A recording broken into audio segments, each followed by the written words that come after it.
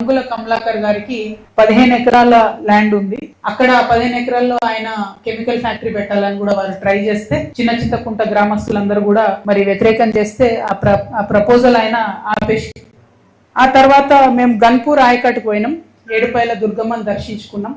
అయితే అమ్మవారు సంవత్సరం పొడుగుతా ప్రతి సంవత్సరం ఒక 60 రోజులు మునిగిపోతా ఉన్నారు కాబట్టి గన్పూర్ ఆయకట్టు ఎత్తు పెంచాలి అని చెప్పి మేము డిమాండ్ చేస్తూ ఉన్నాం.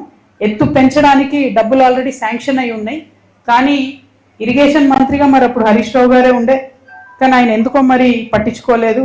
ఈ గన్పూర్ ఆయకట్టు 0.2 TMC ఉండే, ఇసుక పేరుకపోయి 0.138 TMCకి దాని కెపాసిటీ పడిపోయింది. సో తర్వాత డెసిషన్ జరిగింది 0.3 TMCకి కెపాసిటీ పెంచాలని చెప్పి 43 కోట్ల రూపాయలు 2016లో మంజూరు చేసి, కానీ 2024 వరకు కూడా ఖర్చు పెట్టింది ఎంత అంటే 18 కోట్లు. మరి మీరే ఇరిగేషన్ మినిస్టర్గా ఉన్నారు హరీష్ రావు గారే, ఆయనే ఫైనాన్స్ మినిస్టర్గా ఉన్నారు. మెదక్ అంటేనే హరీష్ రావు, హరీష్ రావు అంటేనే మెదక్ అని చెప్పినటువంటి పరిస్థితి.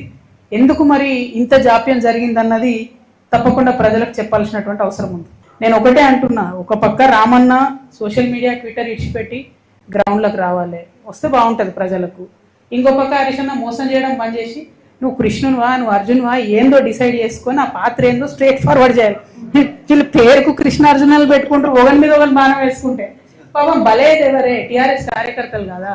ఇక్కడ నిన్న నేను ఒకరింటికి పోతే పాపం ఆయన పక్కకు పిలిచి చెప్తున్నాను, అక్క ప్లీజ్ మీరు నమ్మకండి వీళ్ళు మనకు పార్టీ చేస్తలేరు పని అంటే, నేనే లేను కదా పోయి పార్టీలు అంటే, లేదక్క మేము మీతోనే ఉంటాం, పార్టీ కార్యకర్తలకు మాత్రం ఏమాత్రం లాభం జరగలే అని చెప్తున్నారు. ఎవరండి ఈ జగదీష్ రెడ్డి ఎవరు చెప్పు, ఈ ప్రశాంత్ రెడ్డి ఎవరు చెప్పు, ఈ మదన్ రెడ్డి గారు ఎవరు, నిరంజన్ రెడ్డి గారు ఎవరు, ఏముండే వాళ్ళకు ఇప్పుడు ఎట్లున్నారు వాళ్ళు?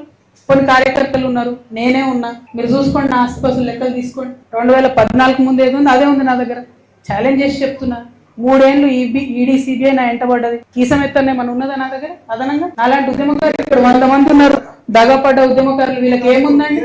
నేనేమంటున్నా అంటే టిఆర్ఎస్ పార్టీ కార్యకర్తలను ముంచుడు, నాయకులు పెరుగుడు ఇది కరెక్ట్ కాదు. పార్టీ అనేది ప్రజల పక్షాన ఉండాలి, అవకాశం ఉంటే అట్లా పనిచేస్తే బాగుంటుంది. ఏమన్నారు? ఎంటివేయబడ్డటువంటి నాయకురాలిగా బీఆర్ఎస్ లో ఉన్నటువంటి లోటుపాట్లని చెప్తున్నాం. సరి చేసుకుంటే ఎవరికి మంచిది? తెలంగాణ బిడ్డలకు, తెలంగాణ కార్యకర్తలకు, బీఆర్ఎస్ లో పనిచేసిన కార్యకర్తలకు మంచిది కాబట్టి చెప్తున్నాం. సరి చేసుకోలేదు అనుకోండి, జూబ్లీహిల్స్ లాంటి రిజల్ట్ రిపీట్ అవుతా ఉంటది. దానివల్ల నష్టం ఎవరికి? తెలంగాణ ప్రజలకి. ఓకే, కాబట్టి బీఆర్ఎస్ అనుకున్న స్థాయిలో ప్రజల మధ్యలోకి వచ్చి పర్ఫామ్ చేయలేకపోతే మాలాంటి సంస్థలు ప్రజలకు అండగా నిలబడతాం.